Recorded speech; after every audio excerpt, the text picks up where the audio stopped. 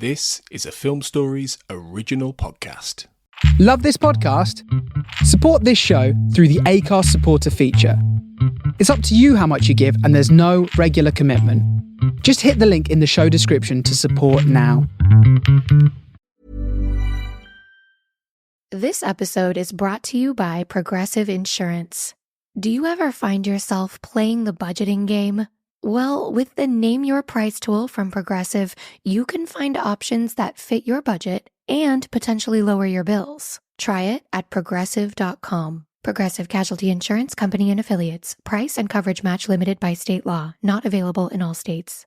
Hi, this is Jonathan Fields, host of The Good Life Project, where each week I talk to listeners about investing in their future by increasing their own vitality. But when it comes to those financial goals, whether it be saving for a home renovation, growing your child's college fund, or travel, life can make it difficult to stay the course. By working with a dedicated Merrill advisor, you get a personalized plan and a clear path forward. Having the bull at your back helps your whole financial life move with you. So when your plans change, Merrill's with you every step of the way. Go to ml.com/bullish to learn more. Merrill, a Bank of America company. What would you like the power to do? Investing involves risk. Merrill Lynch, Pierce, Fenner & Smith Incorporated, registered broker-dealer, registered investment advisor, member SIPC. Ryan Reynolds here from Mint Mobile. With the price of just about everything going up during inflation, we thought we'd bring our prices down. So to help us, we brought in a reverse auctioneer, which is apparently a thing. Mint Mobile Unlimited Premium Wireless. How to get 30, 30, bit to get 30, bit to get 20, 20, 20, bit to get 20, 20, bit to get 15, 15, 15, 15, just $15 a month? Sold! Give it a try at mintmobile.com/switch. $45 upfront payment equivalent to $15 per month. New customers on first 3-month plan only. Taxes and fees extra. Speed slower above 40 gigabytes. See detail.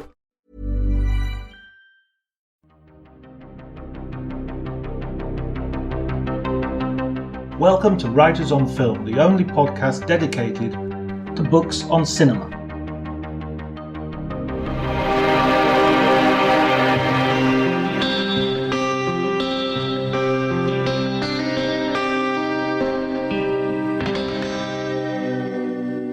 Hello and welcome to the Writers on Film podcast. My name is John Bleasdale. I'm a writer and film critic, and today I'm going to be talking to Jason Wood. Jason is the writer of many books, including single studies on Hal Hartley and Steven Soderbergh. He is currently the artistic director of Home, the Arts Centre in Manchester. But today we're going to be talking about his new book, which is an updated is an updated version of the Faber Book of Mexican Cinema, and particularly the Renaissance in Mexican cinema, which has taken place over the last 10-15 years or so. If you enjoy the episode, please remember to like, subscribe, and generally spread the word. You can also follow me on Twitter at drjonty, DRJONTY. But before you do any of that, enjoy the conversation.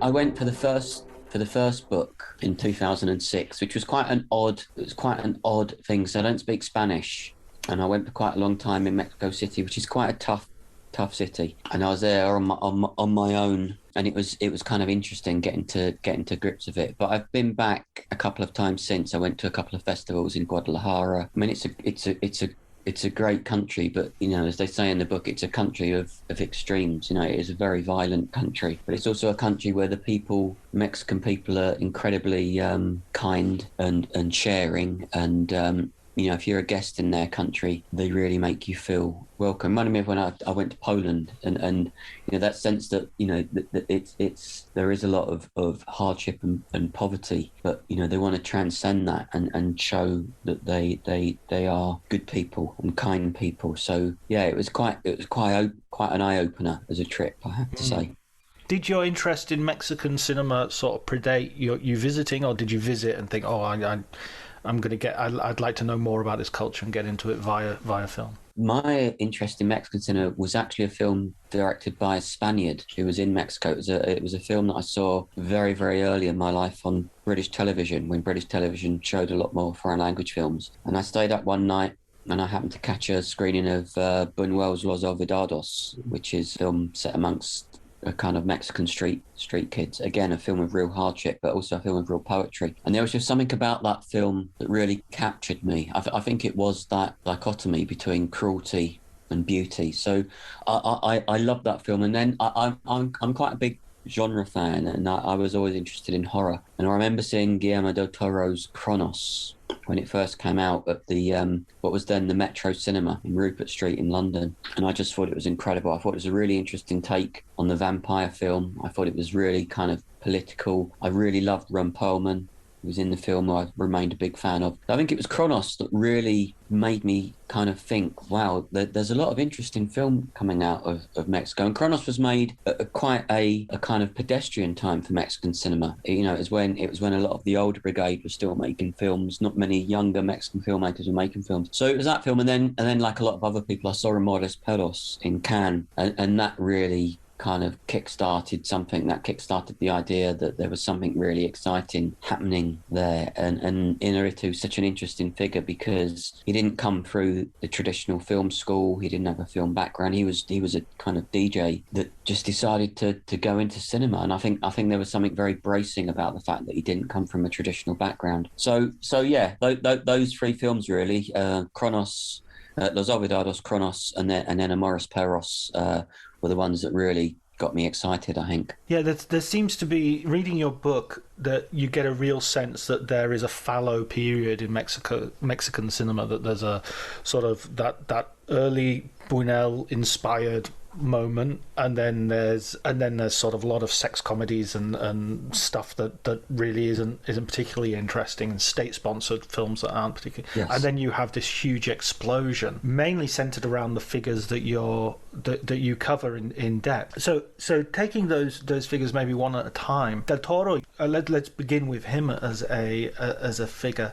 What do you think his main sort of contribution has been to the explosion of Mexican cinema? Well, Del Toro is someone, he's a bit like a Mexican Scorsese. He lives, breathes, eats and drinks cinema. I mean, he's a real cinephile. I mean, the only other person I've met comparative to Del Toro would be Bertrand Tavernier, who Del Toro knows everything about cinema. And people think of Del Toro, quite rightly, I guess, as being associated with the horror genre or the fantasy genre. But it isn't just those genres. I mean, he really does know everything about cinema from Mexico. He studied under Jaime Humberto Hermosillo, who's one of the kind of the more traditional Mexican directors. But Del Toro really does know everything. And I think what Del Toro, there's two things that I think are really influential about Del Toro. I think he's managed to imbue the fantasy or horror genre with a real kind of signature tone. I mean, if you look at the colours in his films, you know, particularly, I think probably the Spanish language films, Pan's Labyrinth and The Devil's Backbone, but also something like Pacific Rim. If you look at the use of colour, he's got a really heightened sensibility. He reminds me of somebody a bit like Nick Rogue or Ken Russell, a kind of real visual sensualist. But the other thing which I think is really influential about Del Toro, and I don't think I even say this in the book, I may have done, is that I think people now think of the kind of blockbuster or superhero films as being films that are made with a lot more integrity and finesse than they previously were. And I think some people would trace that back to possibly Christopher Nolan with the Dark Knight trilogy. But I actually think it goes back further than that. I think if you look at what Del Toro did with something like Hellboy and Blade 2 even, you know,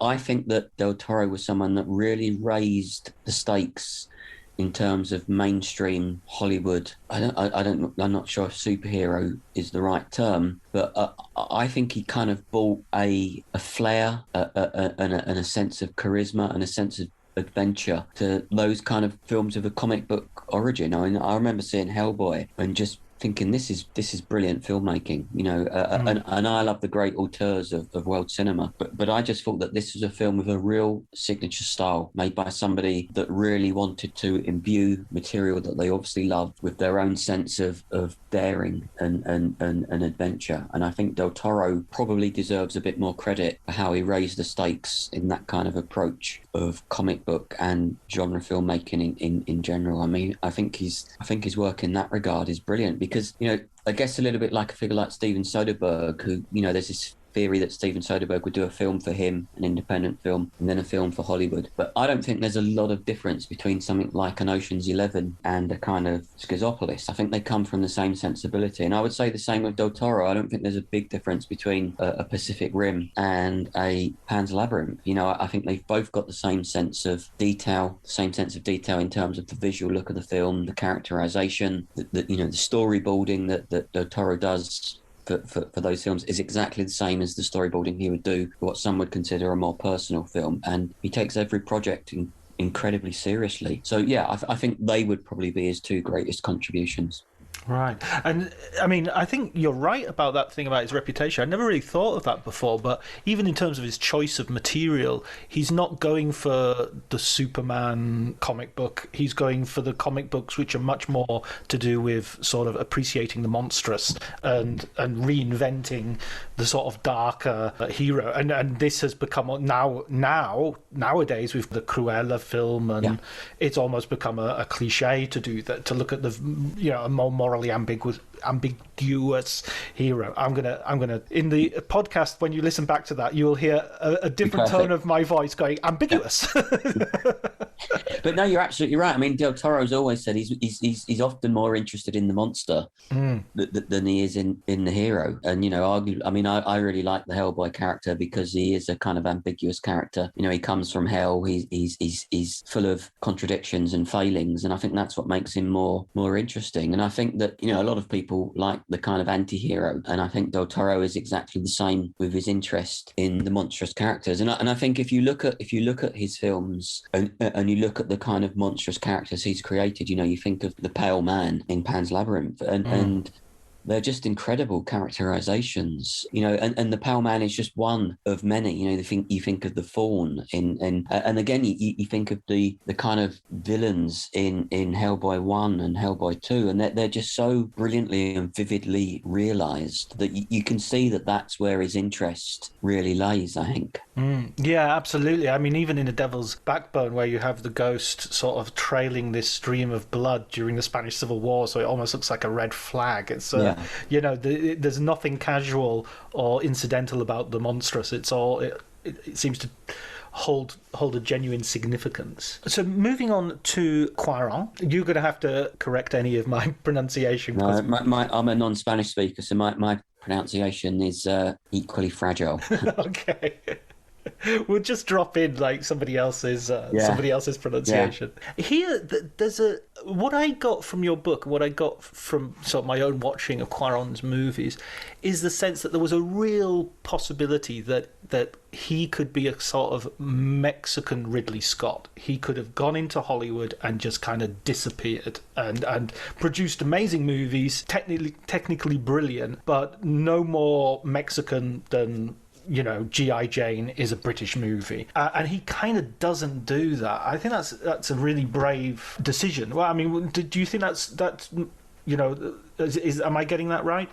Yeah, I mean, I think the other thing about these Mexican directors, and I know we're going to go through them, there's the kind of big four, if you like. But the other thing with these Mexican directors, they're all incredibly proud to be Mexican. You know, it's for them, it's a real badge of honor. You know, it's a real point of principle. You know, they recognize the contradictions in their country. They recognize the kind of failings of their own film institutions. You know, Cuaron especially has been very critical of some of the kind of state-sponsored cinema and INCINE, which is the Mexican equivalent of the British Film Institute. You know, he's been quite outspoken, but it's because he wants a better cinema for his country. And you know, when Cuaron, like Inarritu and Toro, you know, when they've gone to make the films in Hollywood, they've quite often taken their sensibility with them. You know, I think there is an intelligence to the films that they've made in Hollywood, but they've also quite often taken their crew. You know, Del Toro would often work with Navarro, Inarritu would often work with Prieto, and Cuaron would work with his own cinematographer. So they would take a lot of their key creative personnel with them to make the films. And Cuaron has said to me that he feels that the films that he has made within America do kind of reflect a Mexican sensibility. But what they've also done, even when they've been working in Hollywood, they've stayed very active in what is happening back in Mexico. And it's true of all of the four, Regadas, Cuaron, Inarritu, and Del Toro. They've continued to be spokespeople. Well, I'm going to say spokesmen because they are all men, but spokesperson would be the right term. They've continued to be spokespersons or spokespeople for Mexican cinema, but they've also continued to kind of fight for Mexican cinema, better rights for creative personnel, better support and better industry infrastructure. They've kind of campaigned the political parties to continue to fund with vigor Mexican cinema. They've produced films by up-and-coming Mexican directors. They've attached themselves to projects to give some of these newer Mexican filmmakers coming through a kind of elevation. But I think it's also true that even when Cuaron was and Del Toro were working in America and having that kind of really good run, they were always thinking of projects they could go back and do in their homeland. And obviously Del Toro didn't go back to Mexico, but he went back to Spain with the Devil's Backbone and Pan's Labyrinth, which he kind of counts as Mexican productions. Obviously Cuaron went back more recently and made Roma, which I'm sure we'll talk in more detail about. But he had been involved in producing other films. He was involved in his son Jonas's film, Year of the Nail, or Año Uña. He also was involved in producing a film by his brother Carlos Cuarón's Rudo y Cursi, which again reunited the Et Tu Mama Tambien stars Bernal and Diego Luna. And in Inarritu, although he had actually made a project in Mexico, he did a kind of installation piece. He'd continued to work with Mexican creative personnel, and he'd continued to be very, very vocal about supporting upcoming Mexican talent. And now he has finally found a project that he is going to go back and do within Mexico. So, I think that all of them have retained this idea of Mexican identity and Mexican sensibility. They've all, whenever they've spoken, they've always spoken about how important their Mexican identity is to them. And there isn't a sense, I don't think, that they left Mexico, and once they left Mexico, they kind of closed the door on it and forgot about it. I think they all kind of kept one foot back in their homeland, and I think that what they've done for Mexican cinema in terms of raising its profile and in terms of continuing to fight for its visibility shouldn't be underestimated. And the other thing I'd say, James, I think that the films that they made within, and I think the Ridley Scott comparison is a good one. Ridley Scott is someone that makes films of a certain quality, which was obviously a subjective point of view, but I think that whatever you think of the films of Ridley Scott, they're made with a certain craft, they're made with a certain attention to detail, they're made with certain very high-end production values, a real interested in story and narrative and character. And I think you would certainly say the same of all the films that the three, because Regadas hasn't worked in America, films that they've made in Hollywood or in English language productions, because I'm also thinking of something like The Children of Men, which I think is an excellent film. They've all been really intelligent films. There's an intelligence to them. They're not just kind of, to put it bluntly, it's not obviously films that they've just gone and made for the money, for the paycheck. Right. It's obviously films that they've gone and they've made because they really believe in the material. And I don't think that they're directors that are going to take too kindly to being told what to do. I think that their vision and their sensibility is so strong that when they come aboard a project, they really kind of take control of it and make it their own. Yeah, no, I think mentioning Children of Men, I mean, even Harry Potter, the third Harry Potter, The Prisoner of Azkaban, I remember watching that at the cinema with my girls. See, I have to say that I went with my daughter and loving that film, and thinking very early on, this has such a feel for England. This has such a feel for wet pavements. And then when I saw Children of Men, just being blown away by it. Children of Men is one of my favourite films of this century, undoubtedly. There's also a sense that the four filmmakers, as well as going back to Mexico, as well as sort of what you said in terms of bringing their crew with them and there being a very much back and forth. There's also a great back and forth between them as well. This you get the feeling that there's a great sense of cooperation.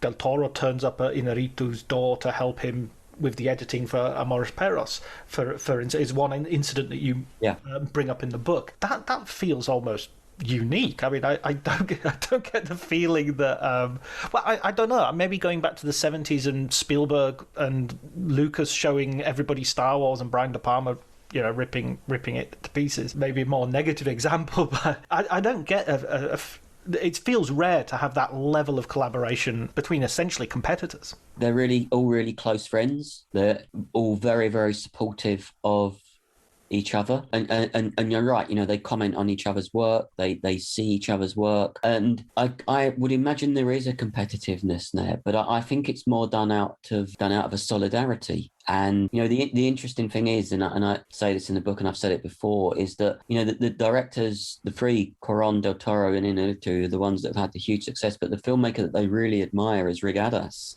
Right. I think they really regard Carlos. They regard themselves as artists, and I don't mean that in a kind of rarefied way. They see themselves as craftspeople. They take their craft really seriously. But I think they really see Carlos Regadas as the true artist amongst them. They see him as coming from a probably more art house or auteur background, and they really make sure that he is included in kind of all the dialogue about Mexican cinema, which I think Regadas finds quite funny, because the films of Carlos Regadas I think are very, very different to those films, which again shows the strength of depth in Mexican cinema. I think Mexican cinema isn't just one kind of filmmaking. I think it's incredibly diverse, which is something that I tried to show in the kind of update of the book, the diversity in Mexican cinema. But Regadas it's kind of from the Tarkovsky school of art house, very serious art house cinema.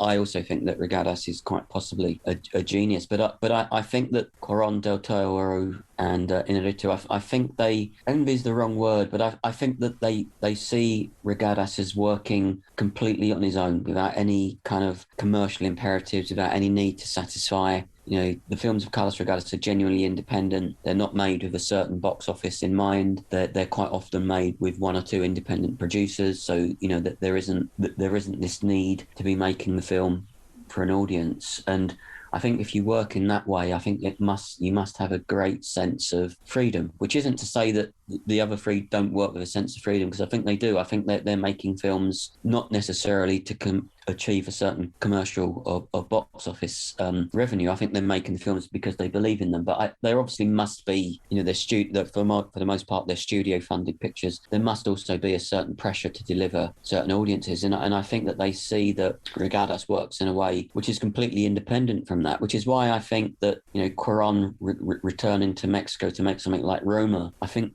was probably an attempt to make a film which is more in the slightly personal Regadas mode, and I think that the next project which Inarritu is doing, which he's working on at the moment, will probably do something similar. But you're absolutely right. The friendship and camaraderie amongst them is very genuine. And, when I was doing the follow-up book, it was very much, and they're all very generous people. I'm not just saying this to try and curry favour. I've interviewed lots of, as I'm sure you have, lots of famous directors, and for the most part, the experience has always been pleasant and pleasurable. But the thing I'll say about, Del Toro, Inarritu and Cuaron is they're incredibly genuine and generous people, and they've been very, very good to me and very kind and very supportive. And, they've all reached a certain level of fame where they have assistants and PAs and people surrounding them, as all creative talents and directors do once they reach a certain level of, Oscar winners, if you like. Right. But, I would send them an email and they'd reply. I think they really appreciated that I tried to do something from the cinema of their country, and that gave me a certain direct route to them. But, just going back to the idea of their friendship, they were all very clear that they would, and they're all very busy. They made it clear that they would take part in the second book as long as each of them was in it. It was very clear that, Del Toro was, I think I can be free. Is Cuaron free and Inarritu free? So once I was able to say, everyone's gonna, then they all said, of course, we'll. So there was also a sense of, I think they wanted to make sure that none of them were going to be left out, which is why I was very keen that the cover had all of them. But I was also very keen with Faber that the cover also had Regadas, because I think he is undoubtedly possibly the lesser known, but I think he's also the one that kind of pins them all together, really. So I really wanted to make sure that there was an image from a Regadas film on the front cover, as well as ones from Del Toro with Cuaron and Inarritu. Given that Regadas is potentially the lesser known also for our listeners, where would you point someone who hasn't seen his films, is not familiar with his work, to sort of introduce him? I think Regadas is quite, I think Regadas is made, let's see, Japón, Battle in Heaven, Post Tenebras Lux, Our Time. He's made 4 films. I think that I've missed one. A film set in the Mennonite community. 5 films. And I think Silent Night. I think you could make a very strong argument that 4 of those films are masterpieces. And they are made with such an attention to detail. I think also Regadas is a filmmaker that really thinks about not just how a film looks, but how it sounds, the use of sound on his films. But they're certainly not for mainstream audiences. They deal with fairly heavy moral and spiritual issues. I think also, like, Cuaron mentioned in the short preface to the book, Mexico is quite a violent society. I think Regadas' films deal with that. They also deal in a very frank way with sex and sexuality. So that, that there isn't really one of his films that you could say this is the easier entry. I guess if someone listening wanted to check out one of his films, I think probably Silent Light is the one which is probably easier to immerse yourself in. It's certainly one with the least sex and violence. It's very much inspired by the Danish filmmaker Dreyer, and it's about a relationship, but it's a film that requires a leap of faith because something happens in it that you need to just kind of go with, which again is inspired by Dreyer. And I don't want to spoil it, but I think that would probably be the one to start with. But if you're watching a film by Regadas, you need to be prepared to be challenged intellectually, which doesn't mean the films are not pleasurable because they're so brilliantly made, but they are certainly very, very different to the films of Cuaron, Inarritu and Del Toro. They'd be considered real kind of quite serious auteur and art house cinema. And I kind of think that when you label something a very serious art house film, I sometimes think that can be a dangerous thing to do, because there is humour in the films of Regadas.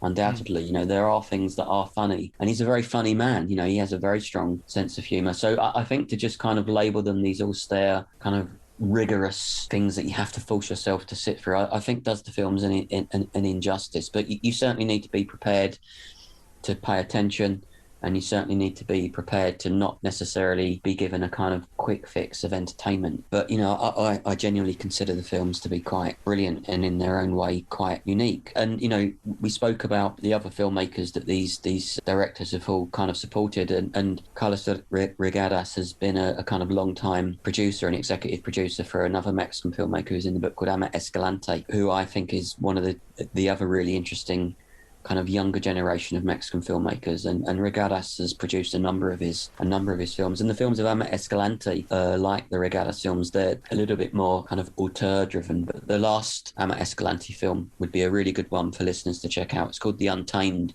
and It's more of a genre film. Yeah, I mean, I would describe it as a kind of loose homage to Andrzej Zulawski's Possession. It's if people are thinking, why would I watch this film? Well, it's about a monster which is kind of sexually pleasuring men and women in this Mexican village, and I just think it's a brilliant film. And I think if you watch something like The Untamed and you kind of think, well, Carlos Regadas kind of went to bat for that film, you'd immediately see the connection between the two films and the two filmmakers. Yeah, there seems to be that sort of there seems to be a sort of thread that connects all these filmmakers of a sort of openness to the fantastic as well. You've got that in a very extreme sort of a generic thing with Del Toro, but you've also got, in terms of Regadas, with the strange horned creature of light in Post Tenebras Lux. I mean, I would almost, if I was to encourage people, which I do, to watch a Regadas film, I would maybe, not in terms of technique or theme or necessarily, but in terms of sort of viewing experience, maybe compare him a little bit to David Lynch, in the sense that you're not going to get a conventional, film, but you are not going to get something which is, I don't know, the Bellatar end of art house where you're really going to have to sit down and learn the rules of the film in order to enjoy it. I think that's a really good comparison, actually. I think that's spot on. Especially with Post Tenebras Lux, which every time I watch Post Tenebras Lux, it gets better. I think that is a film that really repays repeated viewings. And I think the Lynch comparison you've made is as I said, spot on. I think there's a kind of playfulness to that film. Yeah. Which is humorous, but it is also saying, sometimes rules and conventions are there to be defied and denied and ignored, but you can kind of do it in a fun way. And I think Regadas does that. Certainly in Post Tenebras Lux, I think he absolutely does that. You're right. We are definitely going to move on to the newer filmmakers and the next wave that are coming through. But I just want to finish this sort of roundup of the big four with Inarritu, who, as you say, comes from a really unconventional background in terms of a filmmaker, and has achieved sort of this similar heights. And really, he's perhaps the person who maybe has that first breakthrough film with Amores Perros, which I think showed at Cannes, but it showed at one of the sidebars. I think it was a Critics' Week sidebar, if I'm not mistaken, or was it Kanzan? No, I think you might be right. Yeah, right. And that seems to be almost like a year zero for the new type of. Is that a correct sort of way of looking at it? Yeah, and the interesting thing with it, Amores Perros just felt like something incredibly new. I think it also helped that it had Gael Garcia Bernal in it, who became the kind of poster boy for Mexican cinema. And there had been other films in Mexico before, from Mexico in Cannes before that. Kronos showed in Cannes, and Cuaron had made Solo con tu pareja before he made Et tu mamá también. But I think Et tu mamá también came out quite shortly after Amores Perros, a year or so after. And I think it gave that kind of double whammy, those two films taken together, again, both starring Gael Garcia Bernal and Diego Luna, the other really big star of Mexican cinema. I just think that those two films together really made people go, okay, wow, there's something happening here. And as you know, critics or curators or even audiences, they're quite often looking for the next thing. And I think in around that period, 2005, 2004, there was this sense that there's some really interesting stuff coming from Mexico. And as you know, once you have one or two films, it tends to inspire other filmmakers to kind of follow in their wake. And the thing that Mexico has always had, even when state funding was withdrawn, or it's always had very good film schools, and it's always had really good training facilities for filmmakers. But I think the interesting thing was with Inarritu, as you've touched on, as I said earlier, he didn't come through any of that. He was an autodidact. He was a DJ. He was more interested. He was more attuned and known for kind of working with sound. And I think Amores Perros is such an interesting film because for me, that is a film which is really about sound. I think most people are surprised when you think of Amores Perros. You think of the dogfight sequences, and you kind of you almost feel wary of revisiting it. But I've revisited it a number of times, and you don't actually see anything. You don't, the dogfighting, you see blood, but it's all in the sound. Amores Perros for me really is a film which is about a really creative use of sound. It's all in the soundtrack. And I think that really goes back to Inarritu's background. And I think it also really goes back to the way that he approached it from a really kind of independent perspective. And also because, as I mentioned with Regadas, because Amores Perros was independently produced by independent financiers, there was no state involvement. There was no state saying, we don't want this level of violence. We don't want this kind of depiction of Mexican society. We don't want, he was able to make something which was kind of truly independent, which kind of goes back to that notion that you mentioned, John, of the kind of new wave of American independent filmmakers in the 1970s. And I think there is an element of that with these Mexican directors, both in the work that they make and in that kind of sense of solidarity that you mentioned. But I think that within Inarritu, he was so full of ideas and he was so full of what the possibilities of the medium were, that I think once he made Amores Perros, he was always going to be somebody that was going to want to go off. And, not the sense that Mexico couldn't contain him, but there was always a very clear view that he wanted to, if you pardon the cliche, paint from the broadest possible palette. He wanted to work with budgets to achieve his vision. He wanted to work with the best facilities, the best crew, the best actors, because he wanted. Hey, I'm Ryan Reynolds. Recently, I asked Mint Mobile's legal team if big wireless companies are allowed to raise prices due to inflation. They said yes. And then when I asked if raising prices technically violates those onerous two-year contracts, they said, "What the f*** are you talking about, you insane Hollywood ass?" So to recap, we're cutting the price of Mint Unlimited from $30 a month to just $15 a month. Give it a try at mintmobile.com/switch. $45 upfront payment equivalent to $15 per month. New customers on first 3-month plan only. Taxes and fees extra. Speed slower above 40 gigabytes. See details. We all have dreams. Dream home renovations, dream vacations, or sending our kids to their dream colleges. But finding straightforward ways to turn those dreams into realistic goals, that's where things get tricky. Merrill understands that. That's why, with a dedicated Merrill advisor, you get a personalized plan and a clear path forward. And having the bull at your back helps your whole financial life move with you. So when your plans change, Merrill is with you every step of the way. Go to ml.com/bullish to learn more. Merrill, a Bank of America company. What would you like the power to do? Investing involves risk. Merrill Lynch, Pierce, Fenner & Smith Incorporated, registered broker-dealer, registered investment advisor, member SIPC.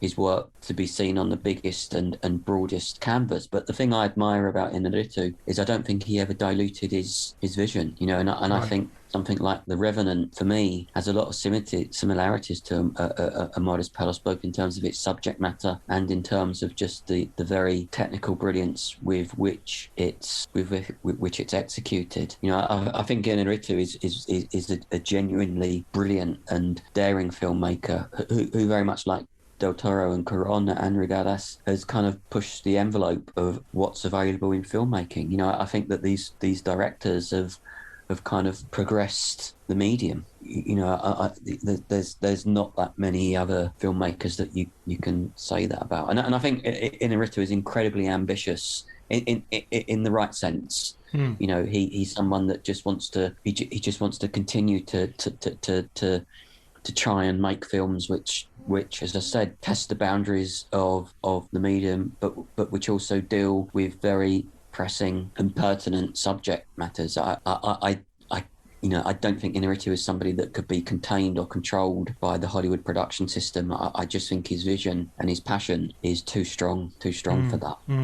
I'm also really interested in the way that there is so much technical adventurism, in the sense that, you know, with Amores Perros, they use the bleach bypass technique, which you detail in, because you have a chapter on the making of the film, and then he seems to kind of like, okay, done that, and discard it. You know, I don't need that anymore. I've done it for a couple of films, and I'll go on.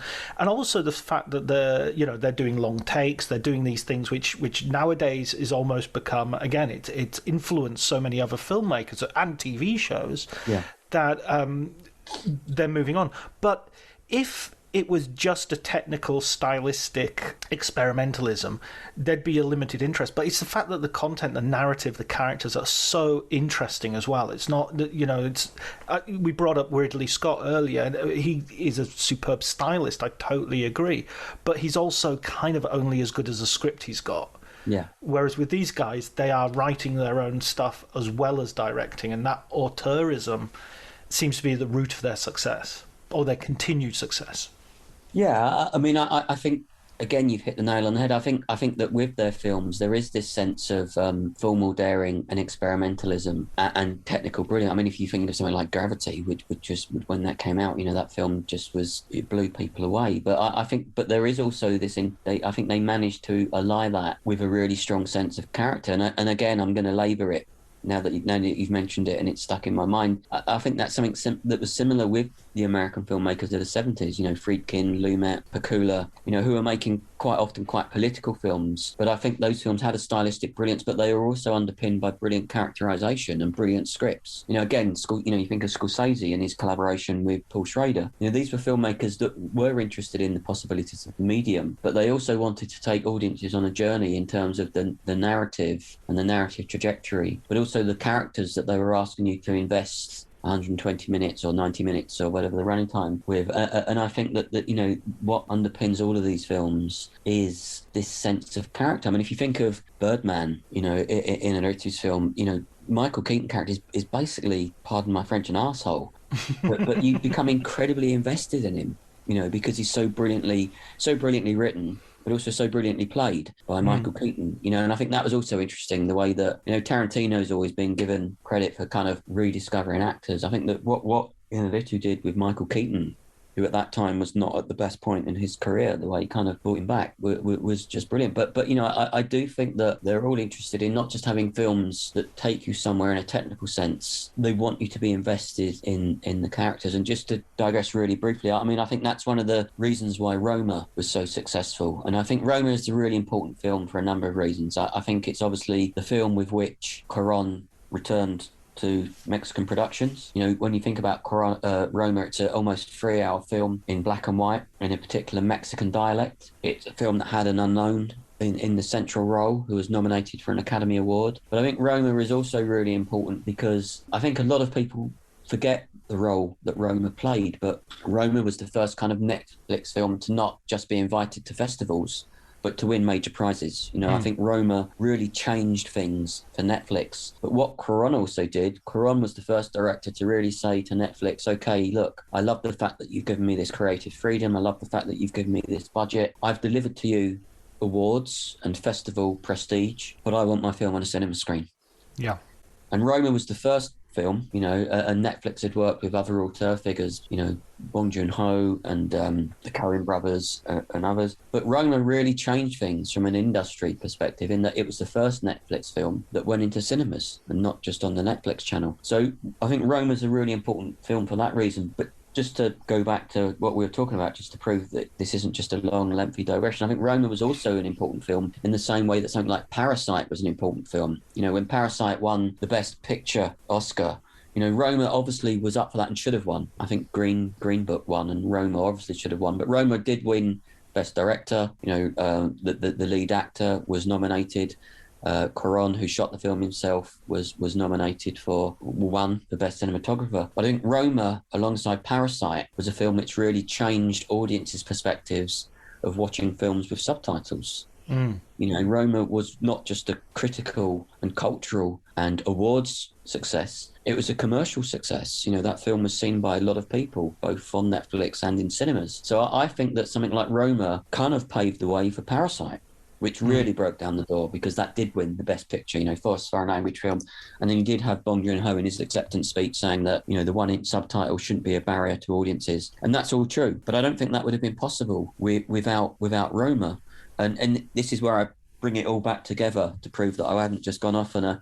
And I think that the strength of Roma isn't just the fact that it's black and white. It isn't just the fact that it's a film about class and society. So it's a very political film. But I think you've also got at the heart of Roma a very human story. You know, I think that the story of the maid looking after the children, and I think of the sequence, and I don't think this is spoiling it for anybody because it's not a spoiler, and I'm sure a lot of people listening will have seen the film. I think the scene where the maid saves the children from drowning is just one of the most incredible things I can remember seeing in recent cinema. You know, and I think if you watch that film, you forget about the technical brilliance and you just think about how that moment, and that's one of just a number of moments in that film, how that connects on a very humane and emotional level with audiences. I think that is the brilliance of Roma.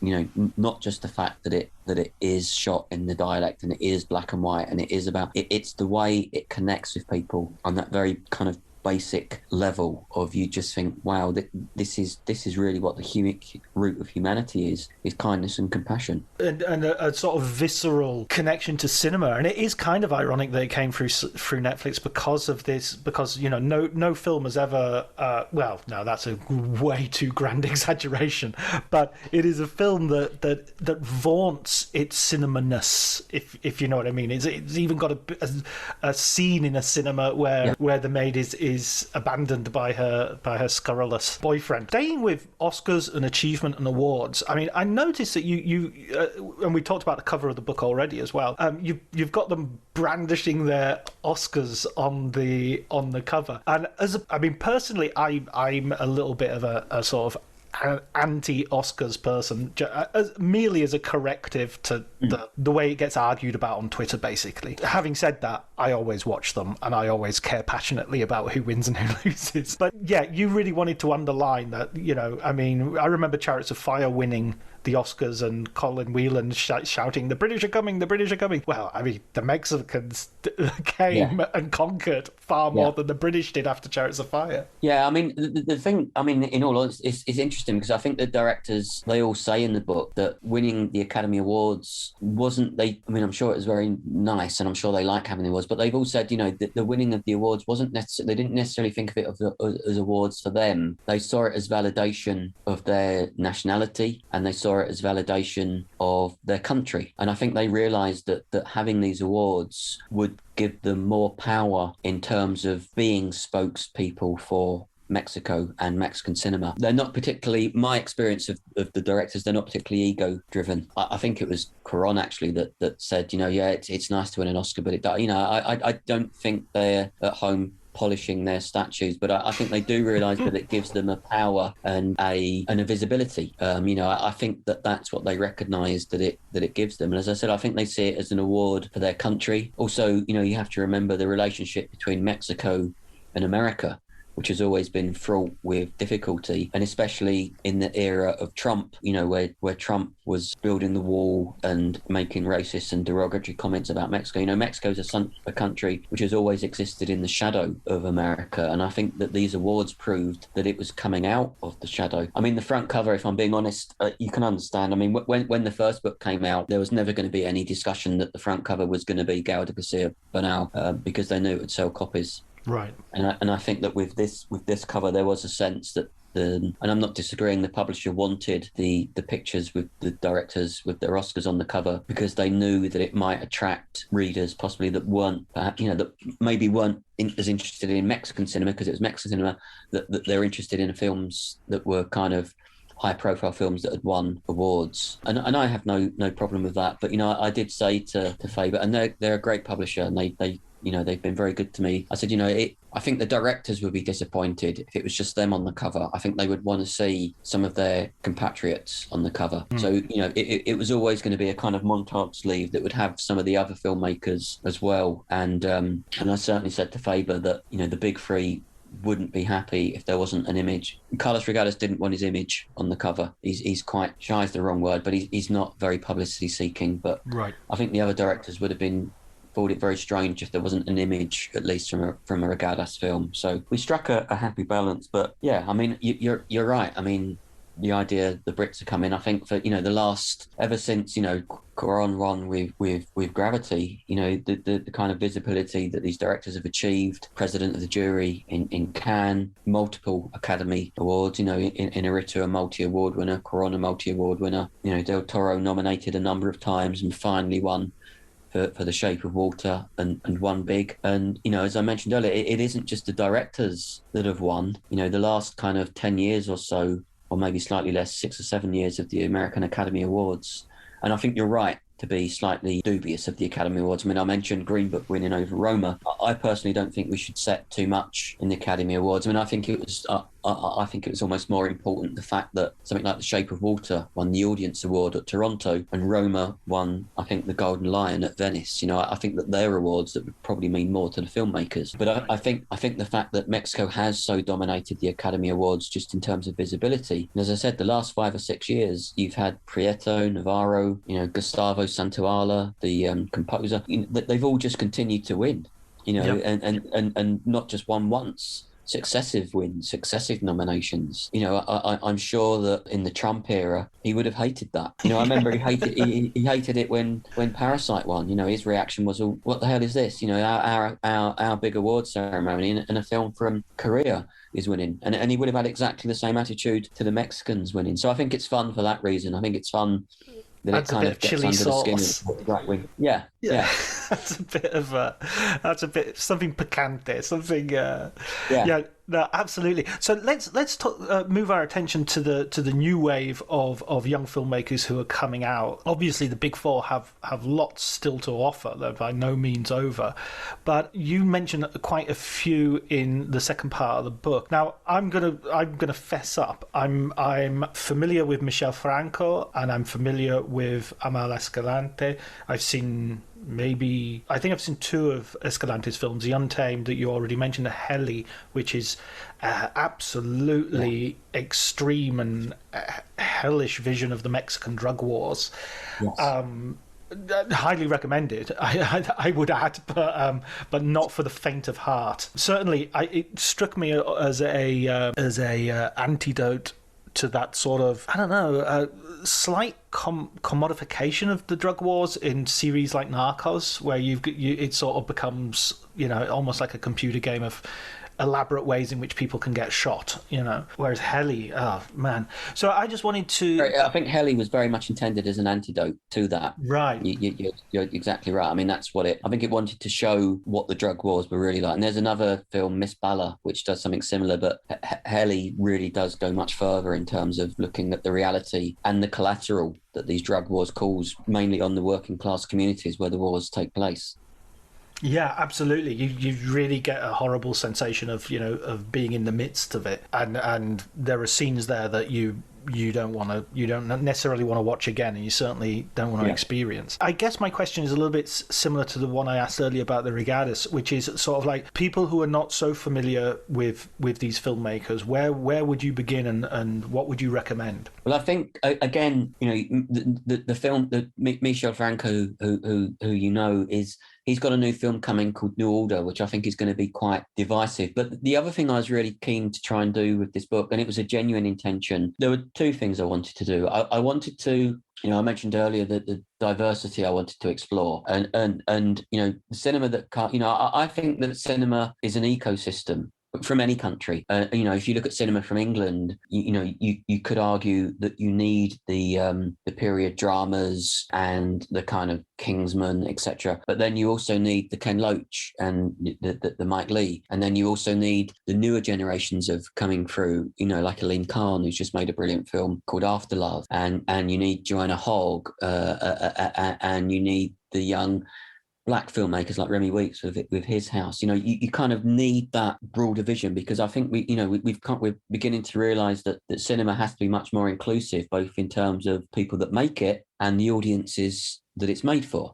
So I think there's a really interesting dialogue going on at this moment in our existence around that, and I think that's very necessary. And what I wanted to do was I wanted to try and find the Mexican filmmakers that were doing other things. So I was very keen to have some documentary filmmakers. I was very keen to have some Mexican filmmakers that were more from the kind of Regadas art house school, and kind of essayists, filmmakers that weren't necessarily just working within a narrative tradition. But I was also really keen to try and have more women filmmakers, because, I think as well as that dialogue, there's a lot of dialogue around diversity in any cinema, around ethnicity, class, and I think a lot of Mexican cinema is quite often set within working class communities. But there's also a lot of dialogue about, the need to support and sustain films by women. And with the first book, I was really keen to try and interview a filmmaker called Marissa Sistach, who made a film I like very much called Perfume de Violetas.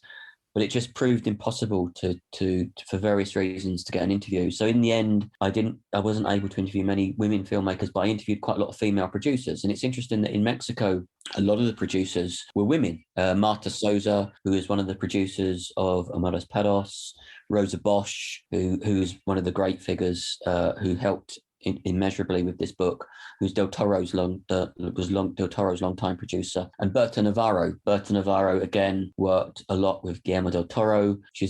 Berta Navarro is one of the kind of great figures in Mexican cinema. She's Guillermo Navarro's sister. So Guillermo Navarro, who worked with Del Toro, nominated and won Academy Awards. But it seemed that there was a lot of power in the production sphere in Mexico that were women, but it seemed quite difficult to find Mexican female filmmakers. So I was very keen to try and find films by and interview women directors from Mexico. And that was one of the really big criteria behind the second volume. And again, I tried and failed to get Marissa Sistach. There were a few others that it just didn't work out, but I was really pleased that I got to interview Lila Aviles. I think Lila Aviles is one of the brightest new voices in Mexican cinema. Lila Aviles made a film called The Chambermaid, which I just think is an incredible film. I think The Chambermaid is almost, if Roma was the A-side, then The Chambermaid is the B-side of the single. I don't know if you've seen the film, but for listeners, it's about quite a lowly maid who works in a very high-class hotel in Mexico City. And it's very much from the perspective of the workers in the hotel. You know, it's a film which is really a parable for Mexican society and the hierarchical structure and the chasm between the haves and the have-nots. And it's a really interesting film, the way that it's all shot through glass. You know, it's a lot of shots through windows. It's a lot of shots of reflections. And I think that Lila Reveles is just an incredibly smart filmmaker with an incredible vision. So I was very keen that film was included. There's another Mexican female filmmaker called Mariana Chinillo, whose work is not that well known here. And the difficulty is that if you're writing a book, as you know, you're hoping that people are going to read it. And again, it goes back to the cover.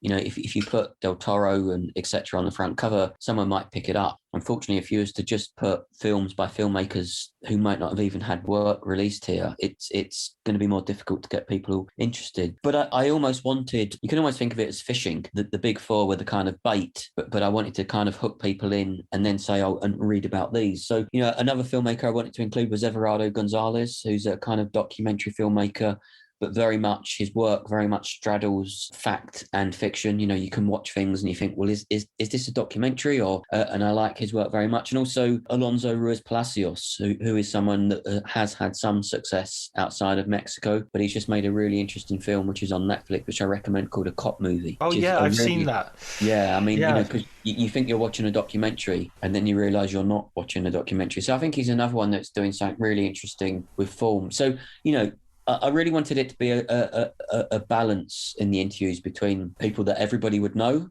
you know, the ones we've mentioned, people that some people would know, you know, Amat Escalante and Michel Franco, and then people that people would discover, you know, Lila Reveles, Mariano Chileno, Everardo Gonzalez. I got slightly lucky because the chambermaid, the Lila Reveles film, was released by New Wave, who also released Carlos Regadas' Our Time. And the film did well, you know, it played at festivals and it achieved a certain kind of visibility. So that helped in terms of having Lila Reveles involved. And I think anyone with a passing interest will probably be aware of the chambermaid. So I did want to try and untangle the idea that, like a lot of other film industries, the Mexican film industry still has a way to go in terms of parity between the amount of men that make films and the amount of women that make films. So that was something that I very wanted to kind of touch upon in the book. I think there's a real sense, as I got to the end of the book, of sort of just, well, first of all, collecting a list of films that I want to catch up on and find and ferret out, but also the sense that this isn't going to be the final edition of the book, that there's going to be, in 10-15 years time, you're going to have to do a new edition, because this momentum feels like it's continuing. Yeah, and you know, unfortunately, as soon as you do a book, there'll be, you know, I've seen, you know, in Cannes, Directors Fortnight in Cannes and in Critics Week in Cannes, there's 6 excellent Mexican films which at the time of writing the book, you know, it was very much completed over lockdown. These films weren't made. So, you know, there's already 6 or 7 other films that I'm thinking, okay, you know, people are going to read this.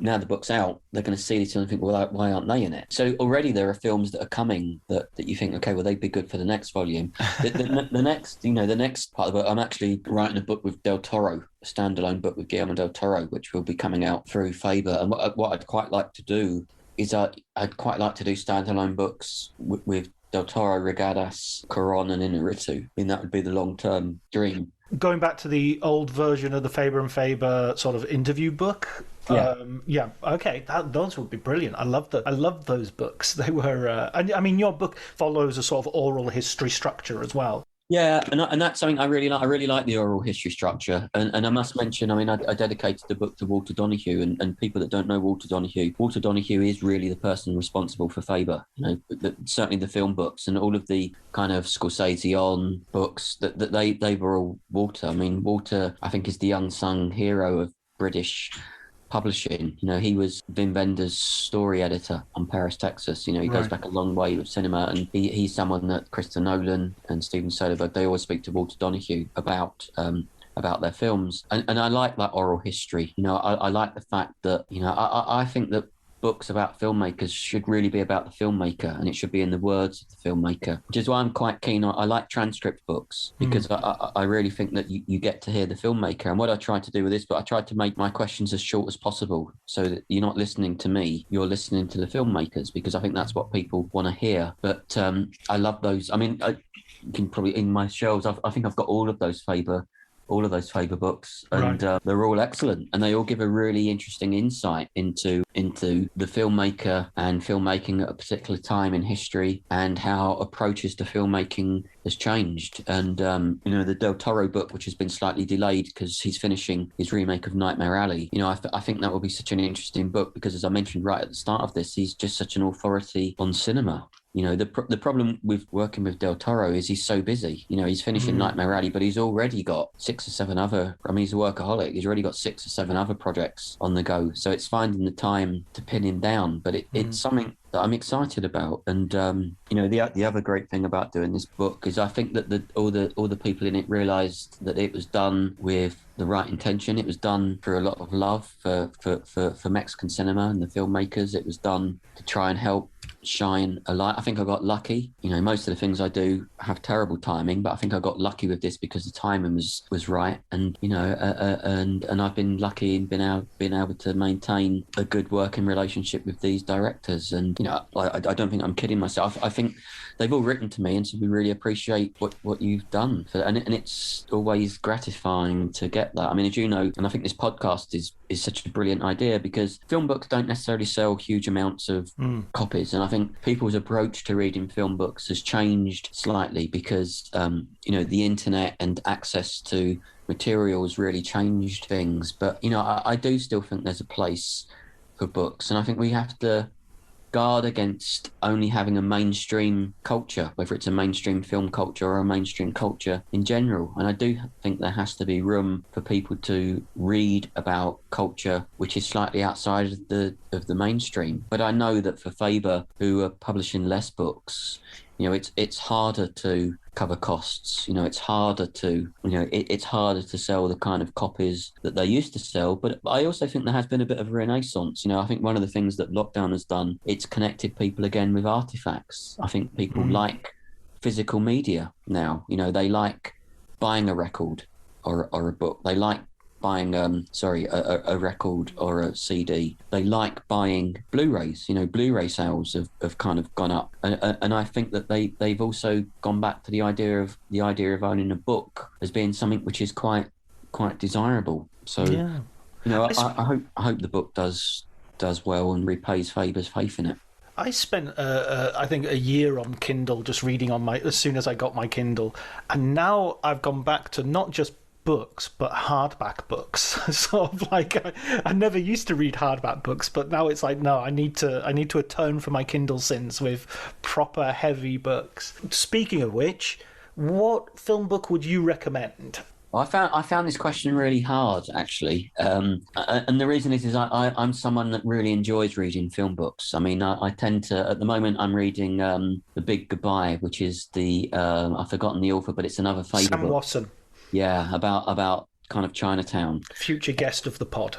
Yeah, I mean, you can tell him, I think it's an incredible book. I mean, it's an incredible book. It is, isn't and obviously, it? Yeah. Chinatown is a difficult film at the moment to talk about and write about because of Polanski. But that, that's a book which isn't just about it is about this kind of changing of the guard in Hollywood. It's a brilliant book. So I found it really hard to pick one book, and without wishing to be greedy, I kind of narrowed it down to 3 books. I narrowed it down to Paul Cronin's book on Werner Herzog, Guide to the Perplexed, which I think is brilliant. I like Colin McCabe's book on Jean-Luc Godard, which I think is brilliant because I'm a big Godard fan. Unfortunately, I've picked all books by men, for which I do apologise. But in the end, I've gone for The Story of Film by Mark Cousins. Mark Cousins, yes. Now, the reason I've gone for this book is that Mark Cousins is someone I know a bit, and he's a really passionate advocate for cinema. But because I do read a lot and because my whole background is in cinema, I really like it when I discover something which I can use as a learning tool. And I can honestly say that from reading The Story of Film, I learned a lot. I pride myself on my cinema knowledge, and I don't say that to sound arrogant. I work in cinema, so I kind of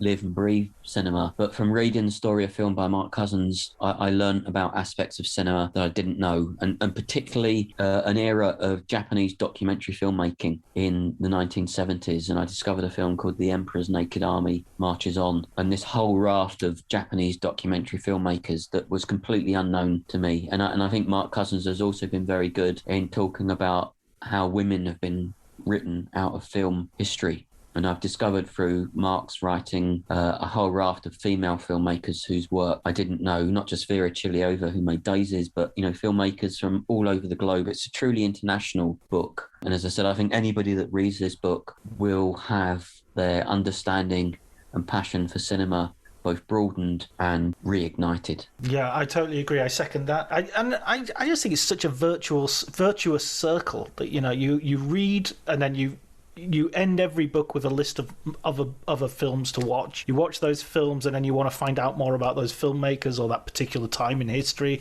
and you go back to it and you root out another book, and it has this relationship. The last thing I wanted to mention was the fact that when you were talking about fishing with the big three or the big four Mexican filmmakers, I think that's an example of those filmmakers would actually like that idea. That yes, that's exactly, we want to use our fame and our Oscar pictures to get people to buy this book to find out about these other filmmakers who are coming up behind us and towards us.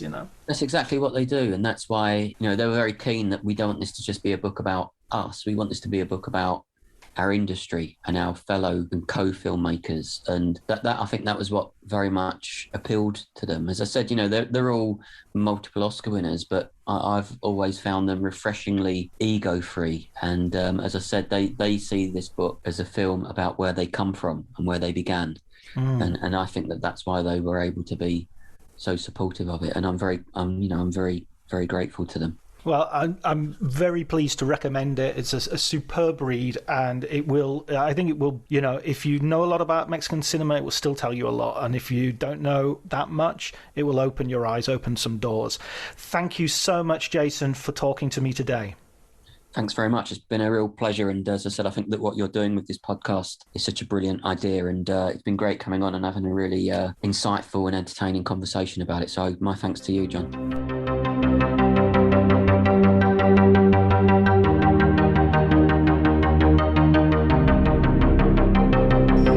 What a fascinating conversation that was. My thanks very much go to Jason Wood. And to remind you, his recommended book was Mark Cousins, The Story of Film. His own book, The Faber Book of Mexican Cinema, is available everywhere. And as you can probably tell, I highly recommend it. It'll open your eyes to quite a few new directions that you could look at. And if you already are au fait with Mexican cinema, there's still plenty to learn. Thanks very much for listening. Thanks very much also to Elliot Atkins for the music included in the podcast. And I'll see you next week.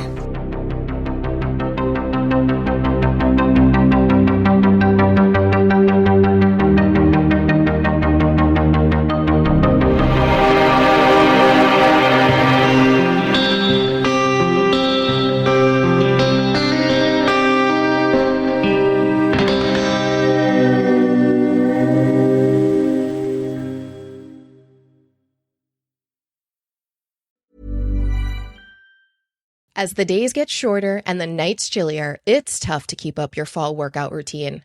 Thankfully, there's Alo Moves, the app that brings workouts and wellness to the comfort of your home. Join alomoves.com with code ACAST for a 30-day free trial and 20% off an annual membership. From yoga and Pilates to sound baths and meditations, Alo Moves has it all, with classes made to fit every schedule. Find your perfect wellness routine anytime and anywhere with code ACAST at alomoves.com. If there's one thing that my family and friends know me for, it's being an amazing gift giver. I owe it all to Celebrations Passport from 1-800-Flowers.com, my one-stop shopping site that has amazing gifts for every occasion. With Celebrations Passport, I get free shipping on thousands of amazing gifts. And the more gifts I give, the more perks and rewards I earn. To learn more and take your gift giving to the next level, visit 1-800-Flowers.com/ACAST. That's 1-800-Flowers.com/ACAST. This episode is brought to you by Progressive Insurance. Do you ever think about switching insurance companies to see if you could save some cash? Progressive makes it easy to see if you could save when you bundle your home and auto policies. Try it at Progressive.com. Progressive Casualty Insurance Company and Affiliates. Potential savings will vary, not available in all states.